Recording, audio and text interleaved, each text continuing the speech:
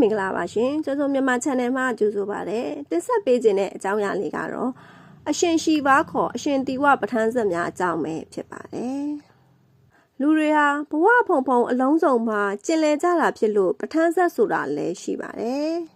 အဲ့ဒီအတွက်အရှင်ရှိပါကိုလည်းသိနိုင်ကြပြီးယုံကြည်တဲ့သူပဋ္ဌာန်းဆက်တွေလည်းများပါတယ်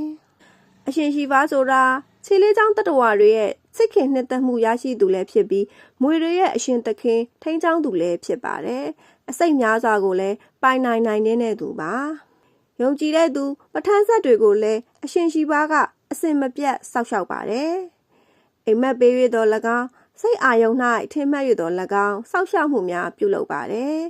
အရှင်ရှိပါနဲ့ပဋ္ဌာန်းဆက်ပါရင်လည်းထူးကဲတဲ့အမွှေးနှံ့တာနှံ့ပေးတာအိမ်မက်တွင်အရှင်ရှိပါတော်၎င်းအမျိုးသားတယောက်ပြုံးပြီးလာနှောက်ဆက်တာ